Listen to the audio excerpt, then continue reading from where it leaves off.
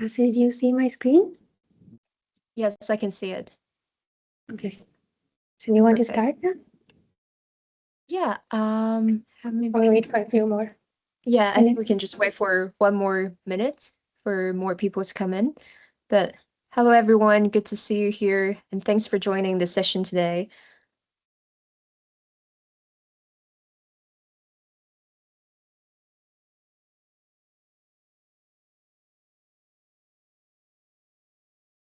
Yes, great. I think we can just get started while waiting for more people to join the session.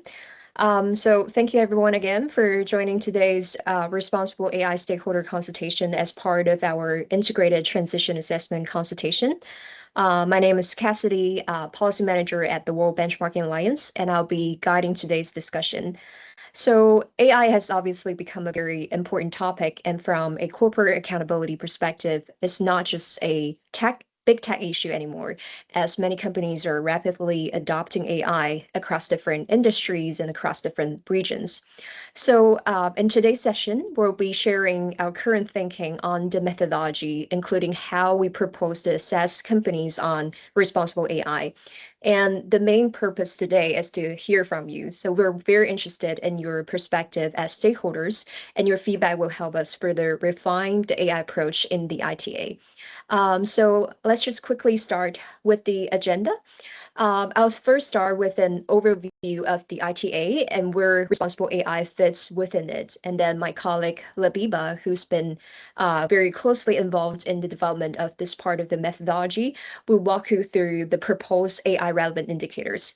And after that, we'll move into the discussion part. So we've prepared some discussion questions, and we encourage you to directly unmute yourself, raise your hands to share your thoughts with us.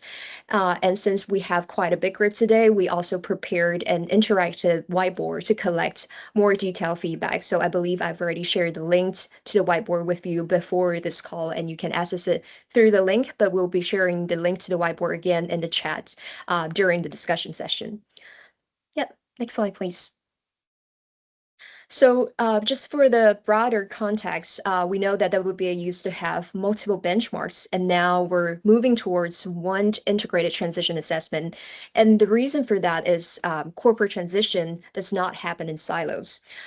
So for example, a company's climate transition plan might reduce emissions, but at the same time, it can also affect workers and communities as factories are closed or new skills needed to be developed. And nature impacts similarly can directly affect local communities, farmers' livelihoods, and also the resilience of supply chains. And with AI or digitalization, the impacts cut across also a lot of different areas. So from how workers are managed to labor replacement concerns to the energy, waste, water needed to develop those data centers. And the ITA will continue to assess 2,000 of the world's most influential companies across these issues, so including climate, nature, and social dimensions. And the aim to develop this framework is to provide a clearer and more connected data that stakeholders can use to drive accountability and action. Next slide, please. So this slide sort of gives you a bit of background on how our AI work has evolved from 2020 to now 2026. So responsible AI is actually not a completely new area for WBA. If you're familiar with our digital inclusion benchmark, in the early methodologies, we assess AI ethics through a smaller number of indicators started from 2023. So those assessments in the digital inclusion benchmark apply to the 200 tech companies in the benchmark. And over time, we saw more companies starting to disclose AI principles. So that's a positive development, but we also think it's important to sort of go beyond just the general principles and as are those principles being implemented? Are companies actually, identifying and managing AI-related risks and impacts? So this has become even more important with the adoption of AI, and it's clearly no longer limited limited to those large tech companies in the digital inclusion benchmark. It's now being used across sectors and workplaces, recruitment, and many other areas. So now in 2026, in the proposed ITA methodology, we're trying to look at responsible AI in a more integrated way. So that means looking at AI principles, but also at areas, for example, human rights, privacy, stakeholder engagement, nature, and emissions, etc. Next slide, please. So this is a brief timeline of our ITA methodology developments, the consultation phase. So we're currently in the consultation phase, and from June to September, we will analyze the feedbacks and refine the framework. So your feedbacks and thoughts will be super, super important for us.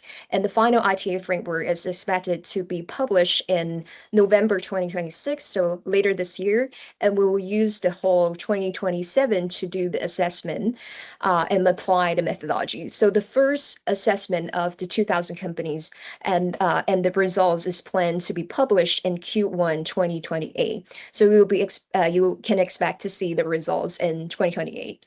Next slide, please. So this slide sort of shows the three dimensions of the ITA methodology. So climate, nature, and social. On climate, we're looking at whether companies are reducing emissions, whether they're shifting their capital and business models. And on nature, we're looking at whether companies are reducing their negative impacts on ecosystem and whether they're managing key drivers such as water use, pollution, deforestation, etc. And on social, the key focus is on whether companies are improving outcomes for workers and communities. So this could include different topics, for example, decent work, living wages, responsible digitalization, and respect for human rights. So the key point here is that these areas, they're connected. So a company can make progress in one area while creating risks in others. Therefore, the logic of ITA is designed to look across people and planet impacts together rather than treating them as sort of separate boxes. Next slide, please. And here you can see the whole structure of the current ITA methodology. So apart from the three dimensions I just mentioned, so climate, nature, and social, we also have these three pillars: planning, implementation, and performance. So you can see them sort of as different stages of the transition. So basically for planning, we look at whether there's an credible plan. So this could include, for example, targets, commitment, principles. So when it comes to AI, it could be whether the company has AI principles in place. But we do not just want to just stop at sort of the high level principles. We also want to understand whether the company actually have systems in place for delivering that planning. So in this part, when it comes to AI, for example, we will look at whether companies assess AI risks and impacts, whether they have accountability mechanisms, or whether they engage with affected stakeholders. And lastly, we also want to see that companies are showing the evidence of outcomes. So whether these systems are actually working, is the performance actually improving? So in the climate dimension, for example, we will be looking at emission reduction, and when it comes to nature, the state of nature, and social, for example, the living wage attainment. So the sort of the basic logic is what has the company sort of committed to, and then what system has it put in place to deliver that planning, and then lastly, what evidence shows whether those systems are working and the actual performance is improving. Next slide, please. So this slide is sort of outlining our thinking when it comes to why we think AI needs to be assessed through an integrated transition lens and why it has to be an important part in our ITA methodology. So like I said earlier, AI is no longer just a technology sector issue. It is now being adopted across different sectors. So even for those companies that do not develop AI, they can still create significant AI-related impacts. And the reason we take an integrated approach is that these impacts do not sit just in one box. So, for example, AI can help companies optimize energy use in buildings and factories, but the infrastructure behind AI can also increase electricity and water demands. So AI can help, for example, automate your routine work, but it can also affect workers through performance monitoring, through automated hiring, or even job replacements, displacement. So these are not just separate issues. They connect to climates, they connect to nature, and also workers and communities at the same time.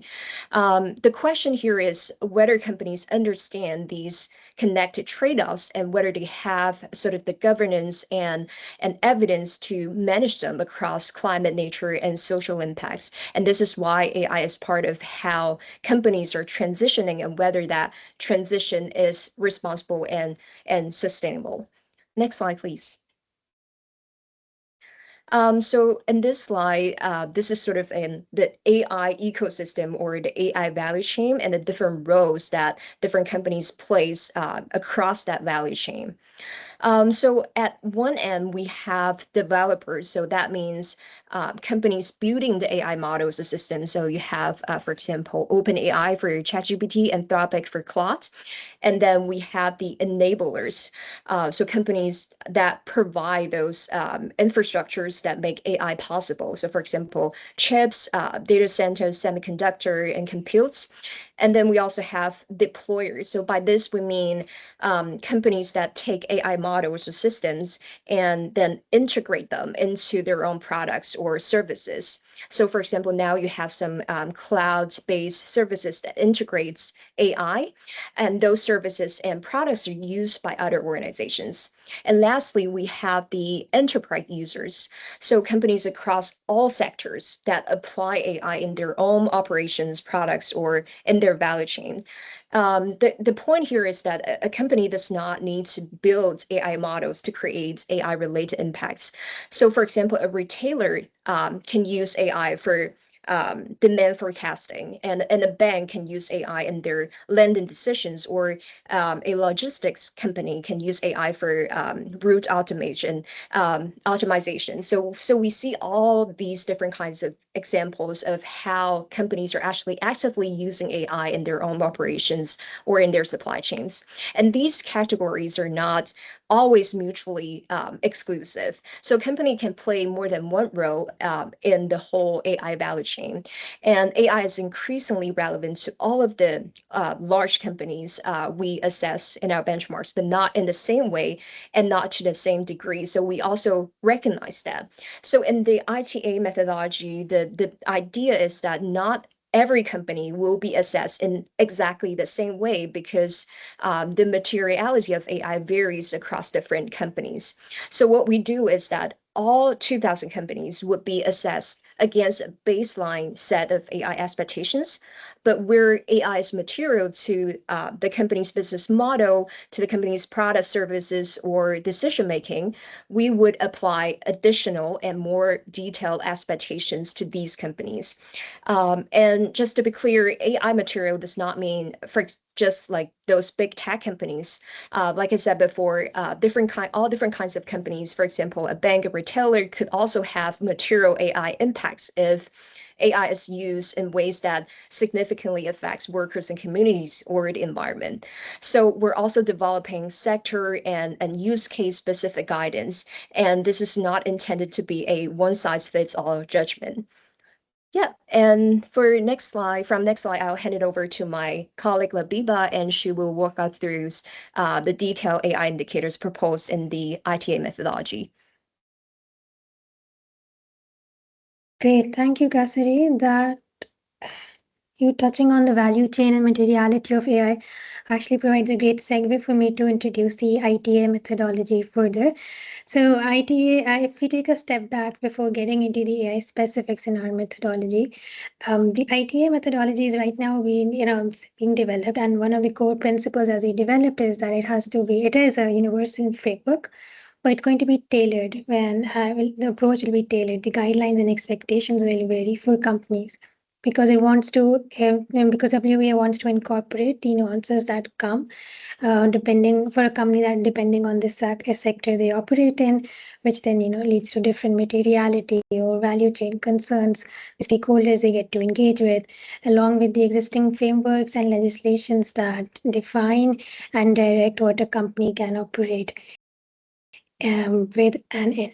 So choosing these principles, and some of the let me give you some of the background that has gone into developing AI methodology is like as Cassidy touched earlier, that first and foremost that we have looked into the sector and value chain um, aspect within while developing our AI methodology, and we are acknowledging that AI is present across ICG 2000 companies, but to varying extents and varying types, but it is there. So it's no longer a big tech versus nil, but it's, we are seeing AI increasing and rapidly being present in various sectors.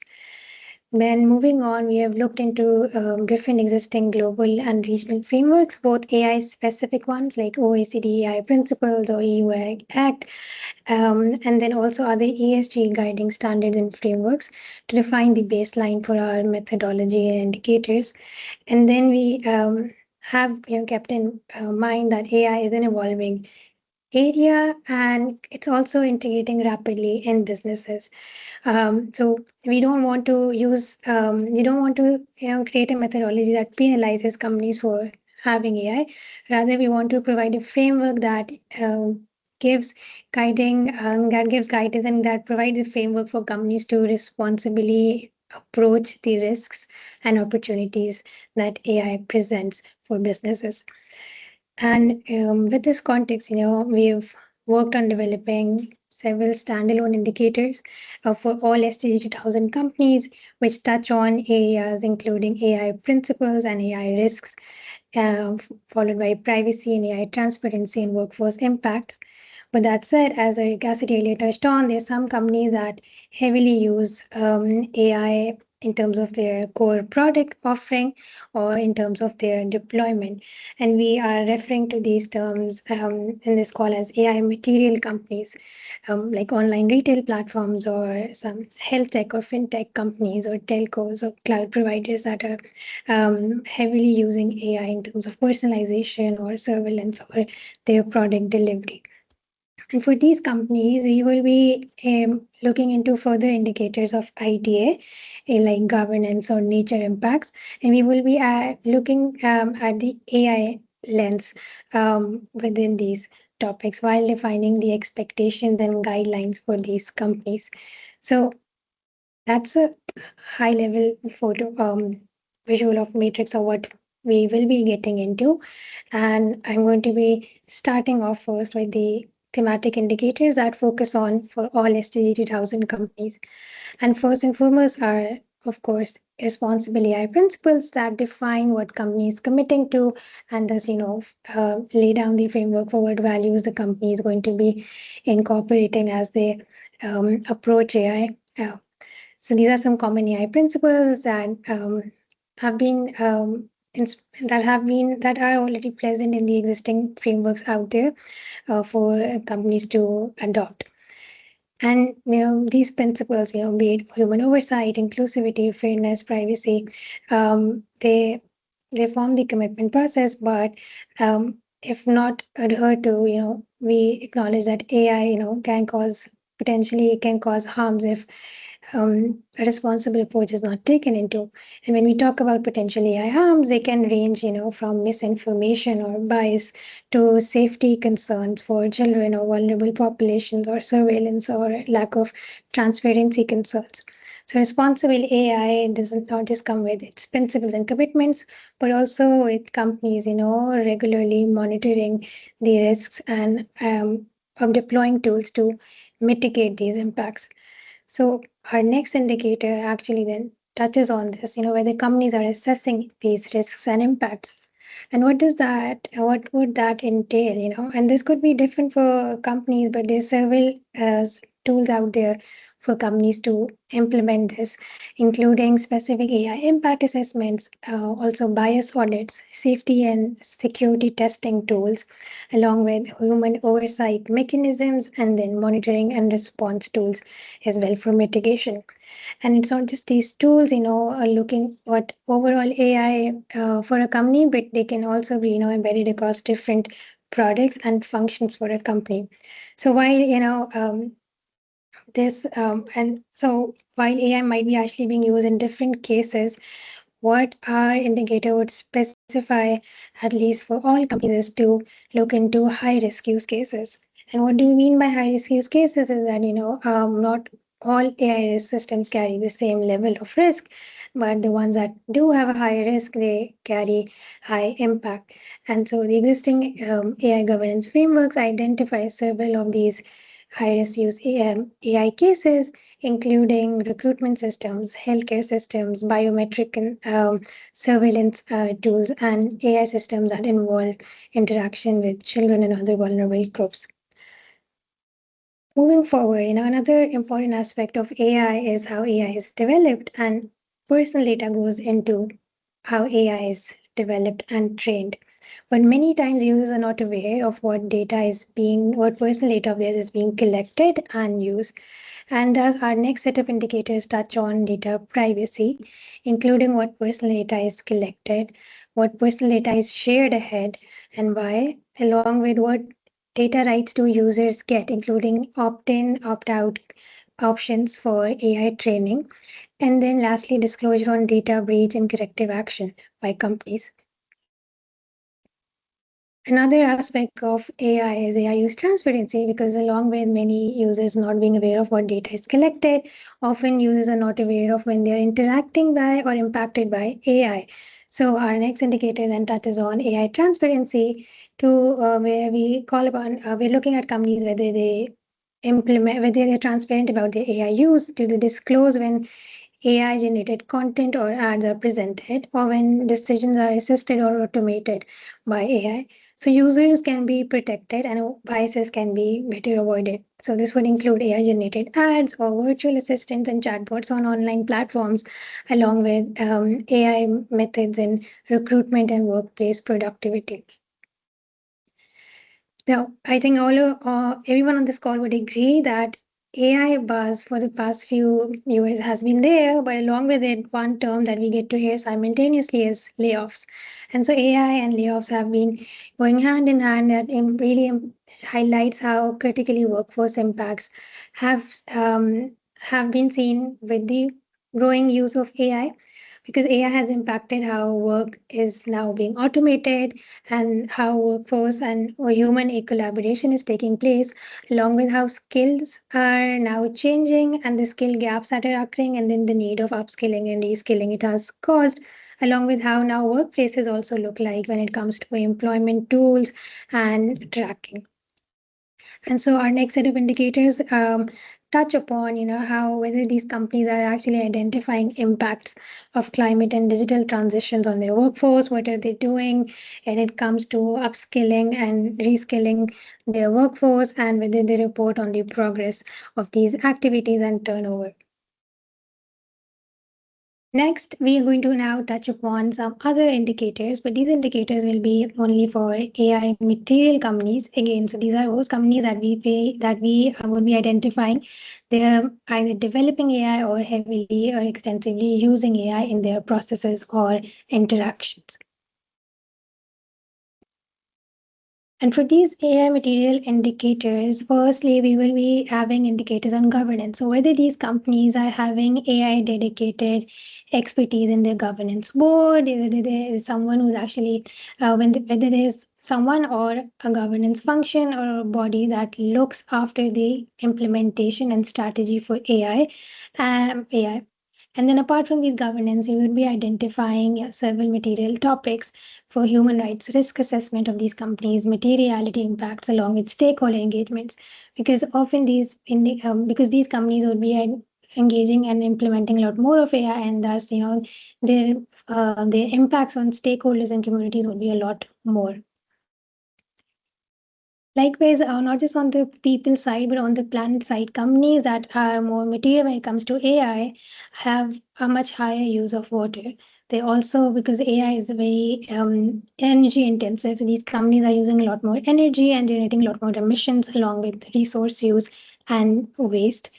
And so for these companies, we would also be looking into their impacts when it comes to what whether they assess and whether they reduce, the impacts on nature, whether they assess their dependencies on nature, and whether these companies are also looking into AI as a risk and as an opportunity for their business to benefit nature, along with disclosure on emissions, including data center emissions, and also decarbonization actions to further reduce these emissions.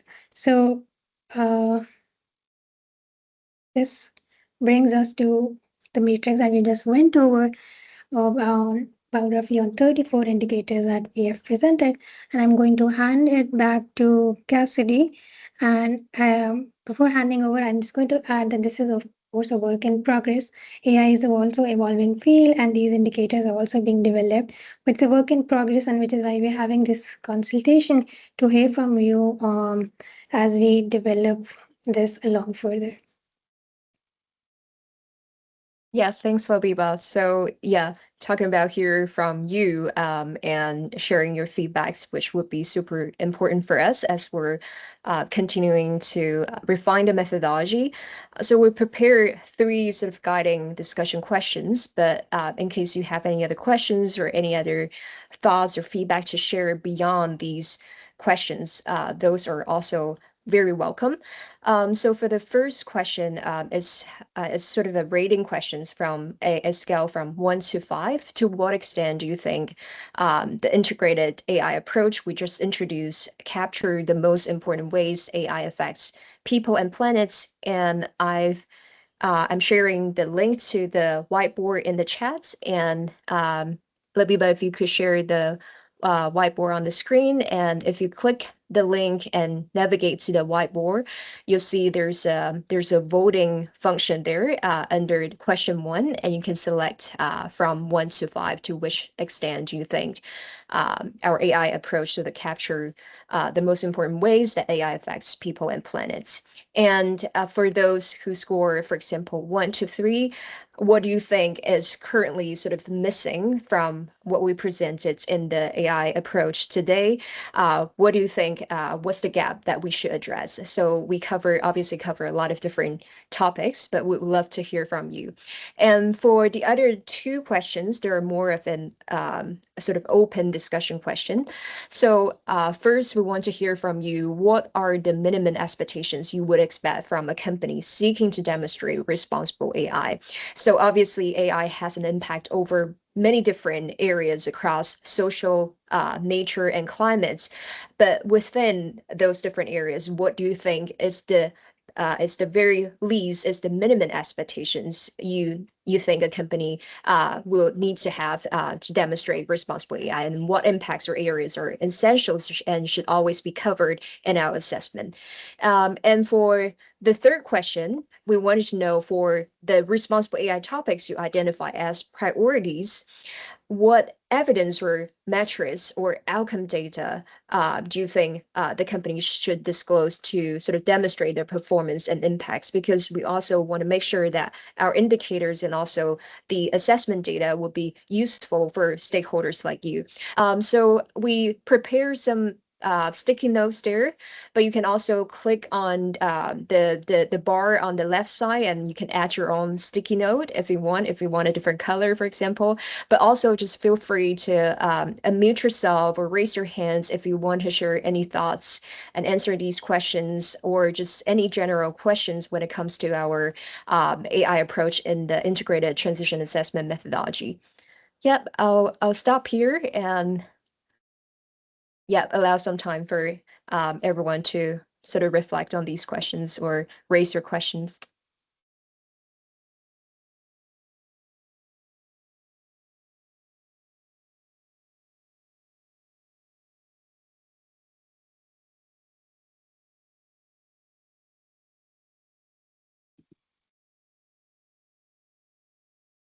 Yeah, already see some votes coming in. Would you like me to keep sharing, Cassidy? Yes, if you could. That would be, yeah, so we can see the answers on the screen.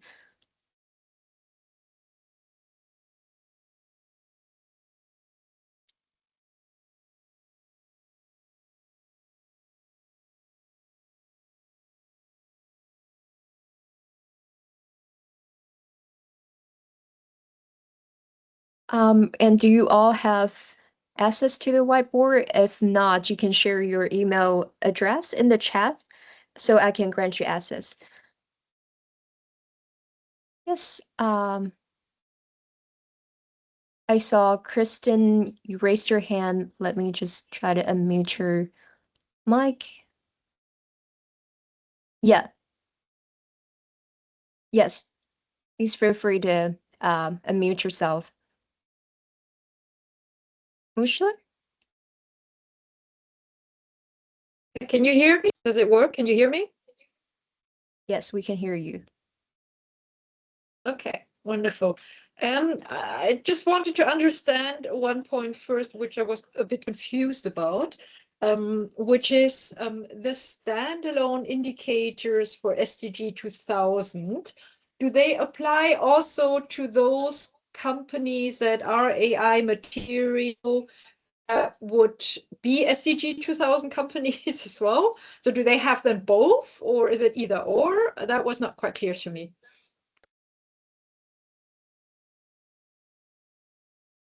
Yes. Yes, Christine. So sorry, I can't see my screen, Cassidy. Yes, they do apply. So AI material is a subset of those SDG 2000. And then they would get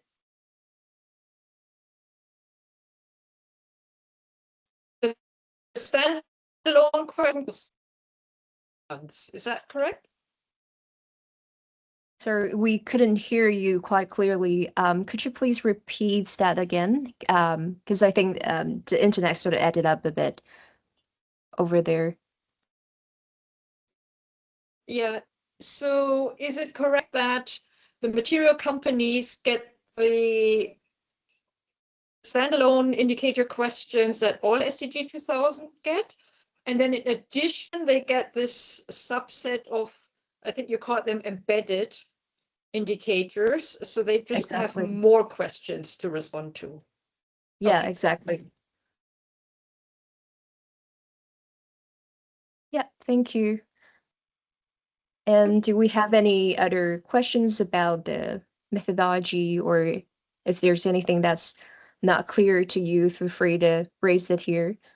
And I can already see quite some feedbacks on the whiteboard.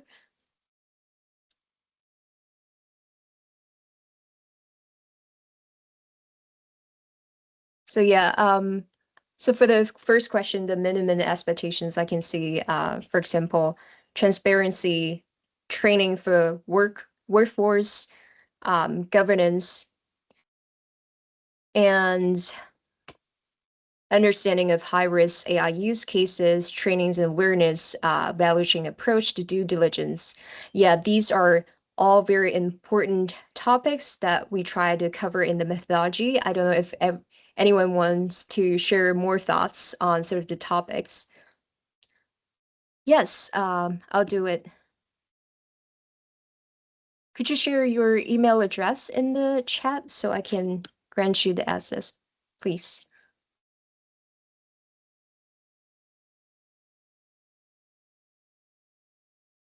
And yeah, feel free to just elaborate your ideas, share your thoughts, and feel free to just unmute yourself and directly, yeah, speak up. We use the whiteboard because we know that it's a big group and people probably want to write down their detailed feedback, but we also pretty much welcome. Yeah, Leo?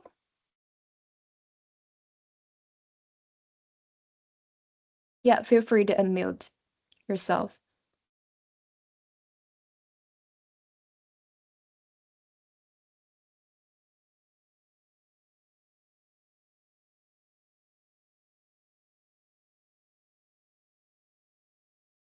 Are you able to Yeah. Yes. Okay. perfect. I think now it worked. Sorry. Let me get my.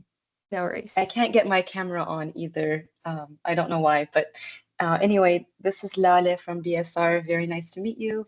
And thank you so much for presenting the draft indicators. I had a question. So you mentioned that you would be integrating sector-specific or industry-specific considerations, but I'm not quite sure that I understood how you're going to do that. Are you thinking of specific indicators for specific sectors, or yeah, can you talk a little bit more about that?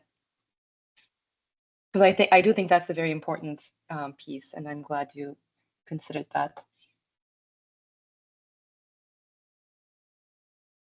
Great, thank you. So I would also, in answering yours, I will also touch on the earlier question. Christine, I wanted to add that's not that the SDG 2000 will answer standalone indicators and AI material will get more. It's rather that every company is going to get the same set of indicators. All companies will get AI indicators, and then the other indicators, for example, governance ones, they will be having different expectations and guidelines depending on the company. So AI material ones would be looking for example, in the governance indicator, they would be looking for certain aspects, including AI, someone with AI expertise in their company. But likewise, for another for an agriculture firm, we would be looking at the same indicator, but from a different lens that is more relevant for that sector. And then brings me to the next question again on how we will be bringing in sector-specific guidelines in ITA and also in these indicators, is that we're having these embedded indicators, which would then be allowing us to, incorporate GRI and also the SASB guidelines on exactly when we're looking, for example, into human rights due diligence or stakeholder engagement indicators, what are more material concerns. So, for example, for some companies, water is more material, but deforestation might not be a huge factor in their value chain. So, the specific guidelines would allow us to incorporate that nuance when giving all companies a more leveled assessment field for us to better capture their performance when it comes to responsible corporate assessment.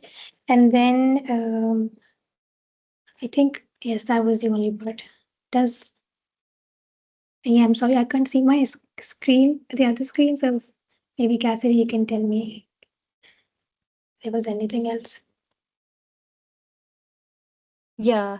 I don't think anyone raising their hands for now. And if you do have more comments, please feel free to unmute yourself. We just enable the mics and cameras for all participants. So yeah, you can also feel free. Yeah. Yvonne, are you able Yeah, to? yeah. Sorry. Yeah, like, sorry. Like, it's like the same question that I think Lila asked, but it doesn't get clear to me. Like, is it gonna be like all companies are gonna be measured with the same indicators, right? But what is it gonna change? Like for AI materiality, what is it going to change between a food company and I don't know, retail company? Like, what are the differences? And from a AI materiality company and a not AI materiality company, like I don't understand how are you going to separate that, and how are you going to measure the difference between all those companies? I don't know if I explain myself clear. Yeah, Labiba, maybe you want to further elaborate on that. Yes, so you gave in the example of how things would differ for a food company versus a retail company versus a tech company. So as I referenced the GRI and as SASB guidelines or other frameworks, how this would difference is that for if I'm can use the example of governance indicator or nature impact indicators, companies that are tech companies or like a retail company that is using a lot of AI and digital platforms definitely has a lot more energy intensive usage. And for these companies, and under the emission indicators, you would be looking at their data center or cloud computing emissions. Versus for a food company, we would be looking into more of their supply chain concerns when it comes to their food sector. Likewise, for the governance, if it's a retail company, which is again heavily using digital platforms, we would be looking in their governance board whether they have someone having expertise on AI or digital transformation, or they're having functions that look into the responsible implementation of digital transformation. Well, likewise, for food sector, we would not be having these when it comes to their governance board. We would be looking for sector specific, and again in food in this case, whether their governance board has the relevant expertise to responsibly carry their business doings in the food sector.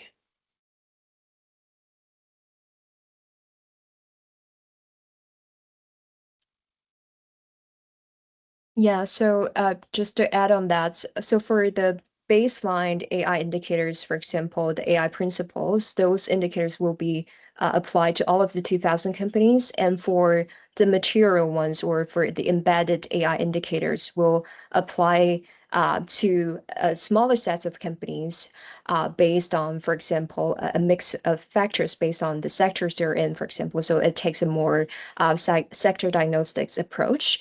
And we're also going to have sort of the user case and sector guidelines with, the refinement of the methodology. So we'll publish those sector guidelines alongside with the detailed methodology. And then we'll have a clear picture of sort of which indicators will apply to what companies, what AI materials companies. So yeah, I hope that answered your current question. As we said before, this is still a work in progress. So we're trying to sort of figure out the overall principles, but at the same time, we're also finalizing a lot of the details. And in November this year, we'll be sort of publishing the finalized sort of version of methodology and sort of the detail sector guidance. I think one indicator that's also a good example to differentiate these sector specific guidelines is the stakeholder engagement. So when we would be defining the guidelines of what stakeholders do companies engage with when it comes to human rights due diligence or materiality impacts. For a retail tech company, we would be looking at consumers or their AI cloud providers. But likewise, for a but unlike for a food company, where we were looking for companies engaging within their own value chain, like farmers or their suppliers.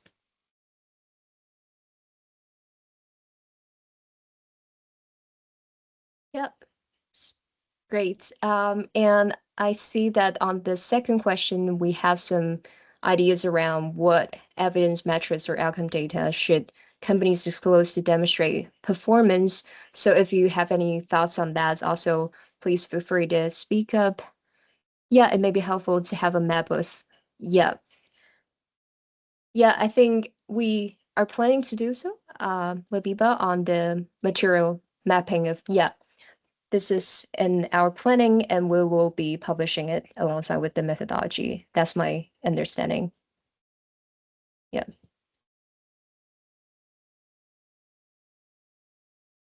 Great. And any other sort of comments or thoughts on the two questions, especially on sort of the outcome level data? Because to us in the methodology, one of the challenges is also how we measure sort of the outcome, what sort of evidence would be useful to demonstrate there's actually performance. And when it comes to responsible AI, we also want to hear from you sort of what outcome level data would be especially useful for stakeholders to see that companies are making progress in terms of managing their AI impacts and their responsible AI governance. So yeah, it's great to see sort of different ideas. And if you have more thoughts, feel free to share. But at the same time, we'll also review the sticky notes you put on the whiteboard and sort of consolidate the feedback we got during this consultation session. And then we will use the feedback to refine the methodology alongside with the sort of the material, the mapping of the material issues raised in the call. Yeah, Do you have any sectors in mind already as priority sectors, but sector-specific guideline? This is a question in the chat. I don't know if Labiba or Elida, you want to answer that.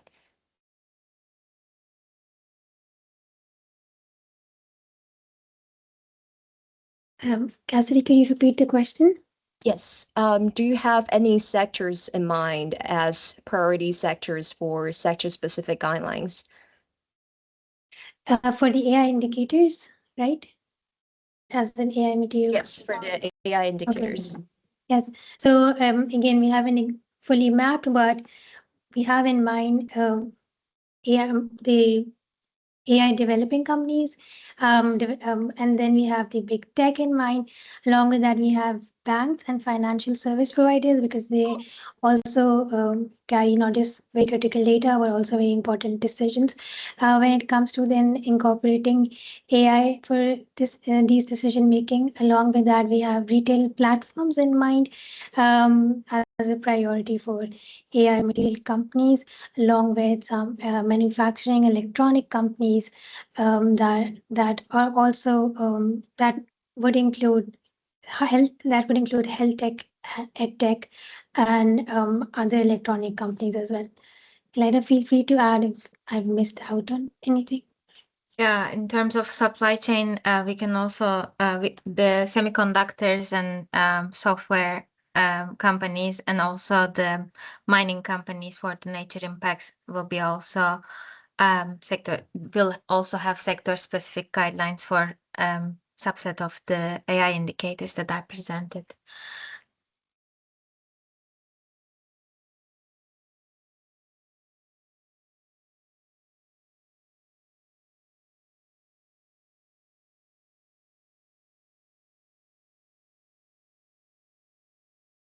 Yeah, sounds great. Are there any other burning questions or thoughts or comments on the indicators? Or you've already written down your feedback on the whiteboard? Yeah, just here to see if there are any hands raised or comments.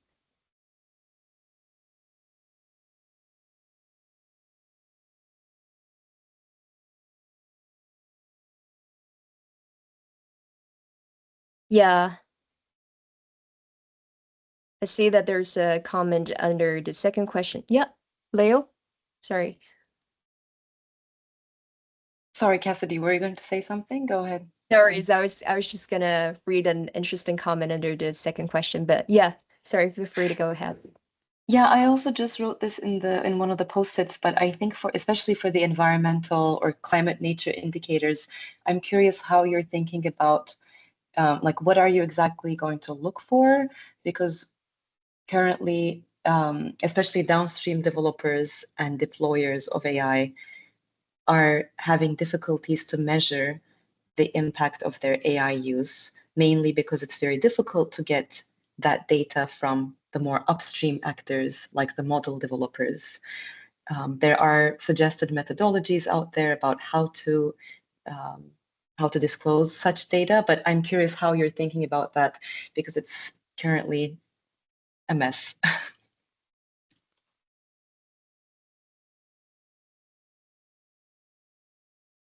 Yeah, that's definitely a constraint, and also because as we earlier touched on, this is an evolving field, so the maturity is also adapting, and that is also enhancing the capability levels of companies in terms of reporting. But we would be starting off with data center emissions first, and then moving on to cloud computing emissions. We have, like you also mentioned, and there are some reporting frameworks out there which you also reference them as complicated, but they're out there. And then on top of that, there is there's a growing narrative around companies also now trying to responsibly source AI. So downstream users looking at and developing guidelines when sourcing AI tools and services from particular companies and asking for more disclosure that they can report it. but we are more than happy to hear your thoughts and bring us that external perspective that it might be difficult, but what might be a proxy or way to at least start and incorporate the growing emissions from AI. Yeah, I think it makes sense to look at sort of procurement practices for the downstream actors. I don't know, I'm not really a climate person, so if you talk to our climate colleagues at BSR, I'm sure they will have more to share, but I just think we should be realistic about kind of what we can expect companies to disclose on the environmental impacts of AI at this stage.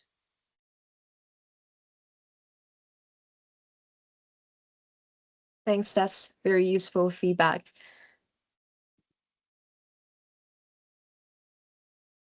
Yeah, great. See, people are typing, and yeah, if there's no other sort of burning questions or comments, we'll make sure to read the sticky notes you left on the one. Yeah, we got another one. Ivan? Yeah, I have a question. If I understood correctly, there are AI-specific indicators that apply directly to all companies. However, there are also indicators. Sorry. But however, there are also indicators such as nature impacts, where the indicator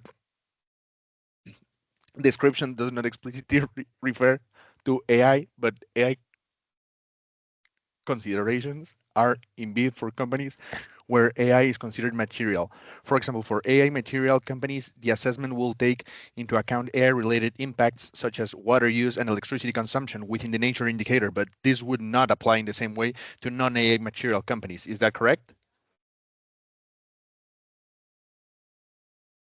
Yes, you can see we're nodding. But yeah, Elida, Lavipa, anything else to add?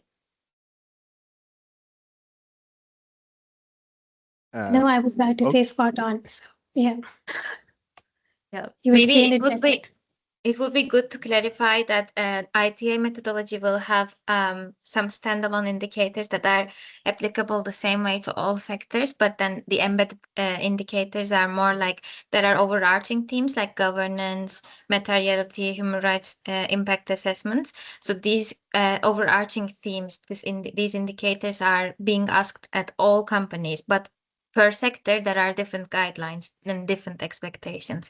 So what you were saying is exactly correct.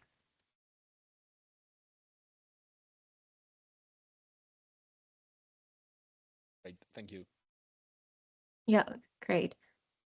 And we're sort of also refining our approach. So it's not a work set in stone. And if you feel there's anything that could be better, or this approach doesn't really make sense to you, or if there's any suggestions or feedbacks, feel free to raise it or leave the comments on the whiteboard. Yeah. So I saw there's one comment in the chat, one more feedback about the value chain actors. Typically downstream developers is used for group. You refer to as deployers, and developers is used for groups. And deployers is used for the group you refer to as enterprise users. Yeah. Yeah, good comment. Great. Yeah. So I think the categories of sort of the deployers, developers, or enterprise users is something we use mainly for the presentation, just to give people a sort of a sense of what are the players in the AI ecosystem. And we do not plan to apply this sort of the strict categories to our assessment and the methodology per se. But yeah, this is a very great comment, and we'll definitely take that into account then, sort of reconsider.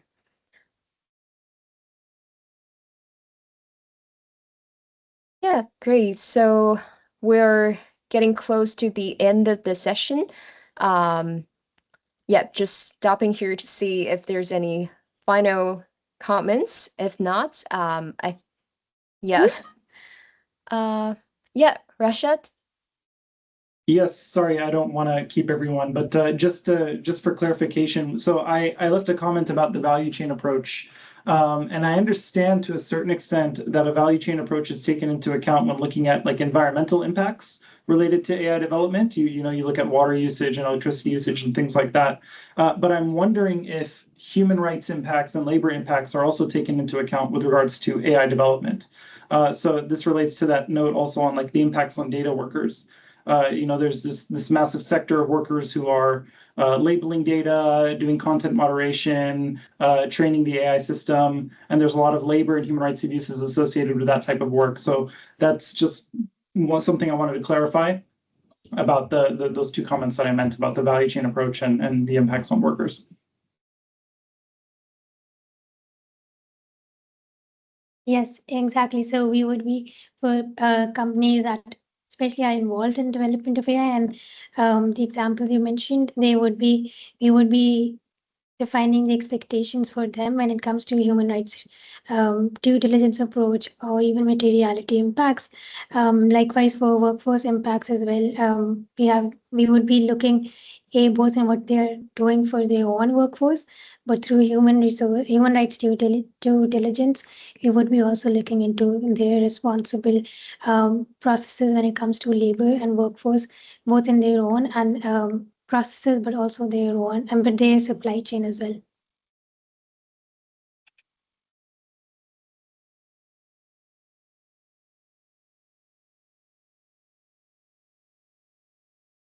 Great.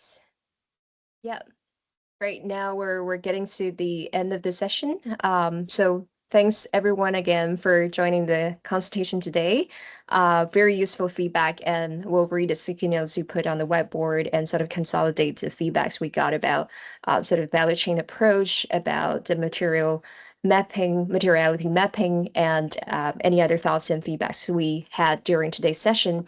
So thanks again for joining, and we'll make sure to provide you sort of a feedback that we got today for our AI approach and share with you who've joined today's session. And please expect that we'll sort of publish the ITA methodology in November later this year.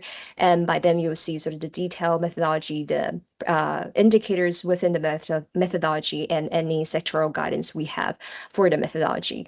Yeah, great. Thank you again, everyone, for joining. I hope you have a very nice rest of your day. Thank you. Bye-bye. Thank you. Bye. Thanks.